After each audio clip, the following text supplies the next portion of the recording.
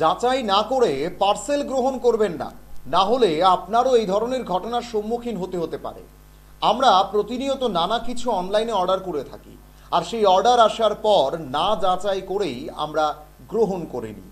পার্সেলের ভেতরে সব ঠিক আছে কিনা তা যাচাই করা খুবই প্রয়োজন, এবং পার্সেল খোলার সময় ভিডিও করা আরও বেশি প্রয়োজন। কিন্তু আমরা কি তা করি? একেবারেই না, অনেকেই করি না। ঠিক এমনভাবেই ঠকে গেলেন গৌতম সূত্রধর নামে এক যুবক। আগরতলা প্রধান ডাকঘরের মাধ্যমে একটি পার্সেল জানিয়ে দেখলেন নিজের জিনিস সঠিকভাবে নেই। তা নিয়ে হেড পোস্ট অফিসে গেলে সেখানেও তাকে হয়রানির শিকার হতে হয়, এবং একতলা থেকে দুইতলা, দুইতলা থেকে পরে আবার একতলায় পাঠালেও তার কোনো সুরাহা তিনি পাননি। এবং গোটা বিষয়টির যা অভিযোগ রয়েছে তা অস্বীকার করলেন পোস্টমাস্টার খোদ।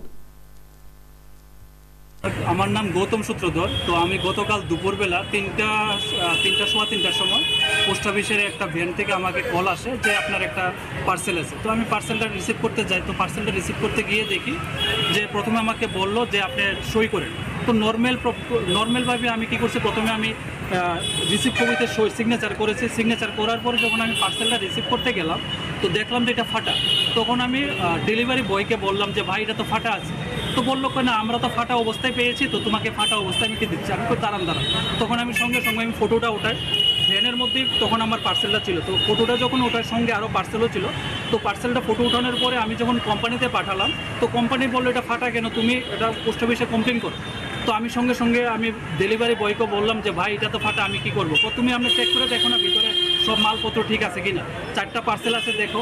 তো আমি সঙ্গে সঙ্গে পার্সেলটা চেক করলাম যে 4টা পার্সেল আছে। সঙ্গে সঙ্গে আমি যখন কোম্পানিতে ফোনে কথা কইতেছি তখন তারার একটা ফোন কল আসছে। তো ভ্যানের মধ্যে যারা আসতো তারা গাড়ি দিয়ে গেছে গিয়ে।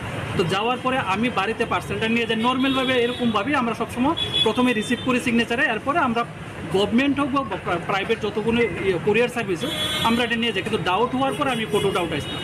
তো বাড়ি থেকে যখন দেখলাম যে 4টা প্যাকেট আছে, একটা প্যাকেট 1 কেজি করে 4 প্যাকেট, এটার মধ্যে জিরা